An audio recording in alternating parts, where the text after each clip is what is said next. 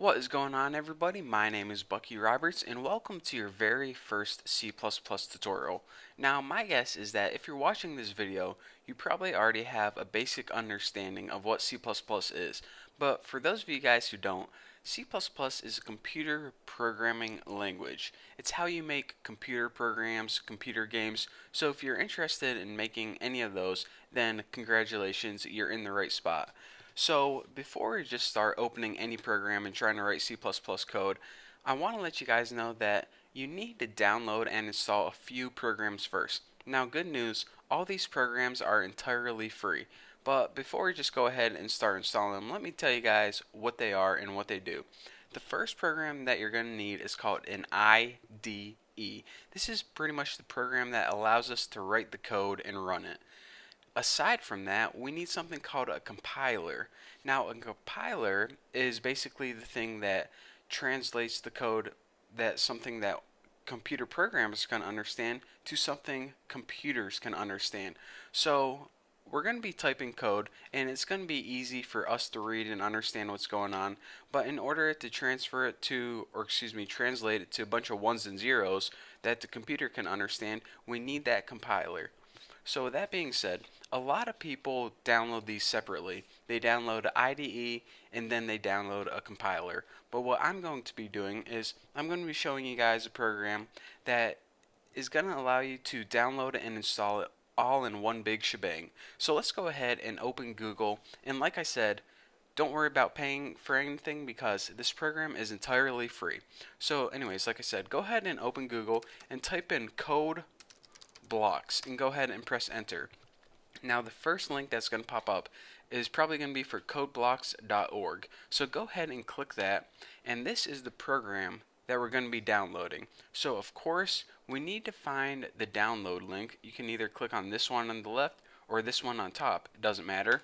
Go ahead and click on one of those and we see a couple options here.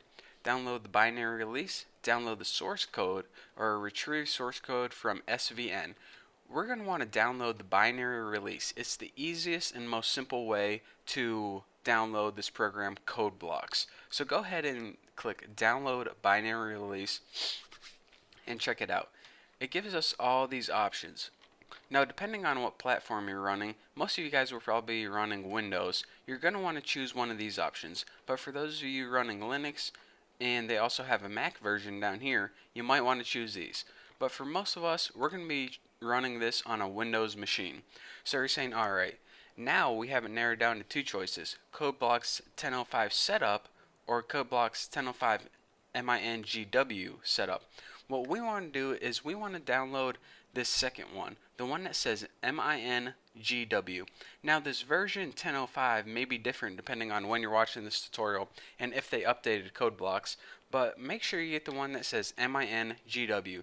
The first one is the IDE, the second one, MINGW, that MINGW means the compiler too. So when we download this, it's going to give us the IDE, and remember that's where we write the code, and the compiler as well. And remember, the compiler is the program we need so the computer can understand what we're doing. So go ahead and you can either download it from Barely OS or SourceForge.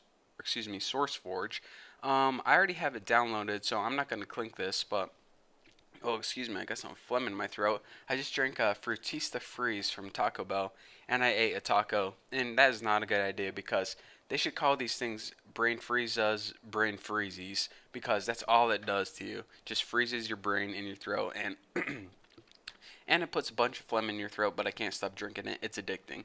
So anyways, go ahead and click this link from sourceforge.net, and go ahead and save the file. And whenever you save it and open it, a wizard's gonna pop up, and you just have to click next like 80 different times, and then you have CodeBlocks installed. So I already installed it, so I'm not gonna walk you guys through how to do that because it's really simple, and I'm not gonna act like you guys are dumb and you don't know how to install things on your computer. So anyways, once you have it installed, you have this program called CodeBlocks right here.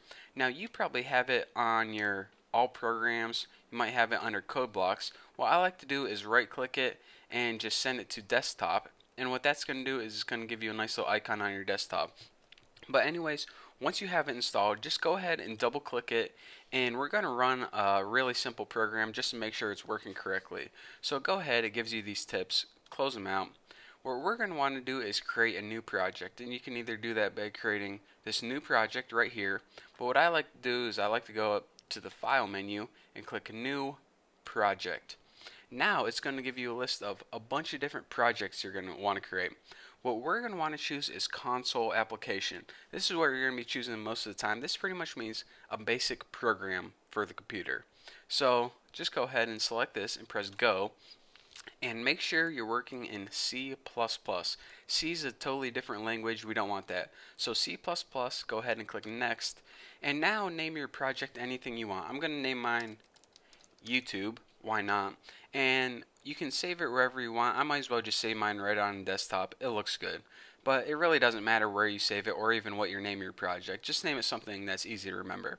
So go ahead and give your project title. Go ahead and click next. And make sure you're using the GNU GCC compiler. Basically everything should be set up by default. Make sure your settings look the same as mine. As long as you didn't hit anything by accident, you should be good to go. So go ahead and click finish. And you see that nothing pops up by default. And you're saying, alright, I thought we just created something, so how do we see what we just created? Actually, if you click this little plus sign next to sources, it shows you that all the files it created for you automatically. So go ahead and double click this main CPP, and it shows you, or in other words, it brings up the file that it created automatically. So this is actually the core basics of a very simple C++ program. We don't understand what anything means right now, but trust me, it's a very simple computer program that the only thing it does is it prints out hello world on the screen. So to make sure that everything is set up and running smoothly, let's go ahead and we need to do something called build and run this. Now I'm going to be talking about this later, but for now I just want to make sure that your computer is set up, you installed it and downloaded it properly. So go ahead and click this build and run icon right here. It's with the little gear and the little green triangle. So go ahead and click that, and it should, maybe flash a couple boxes. But basically, a box should pop up that says Hello World. And this is all that that program is. Basically, it prints out Hello World on your screen. So if you build and run this and you get Hello World, it means that you downloaded it, installed it, and set up your project successfully. So we are good to go. So again, I know you guys don't know what any of this means or even know how to code one line of code yet, but I'm going to be going over that in the future tutorials. But for now, that's all I have for you guys. So thank you very much for watching. Don't forget to subscribe, and I'll see you next tutorial.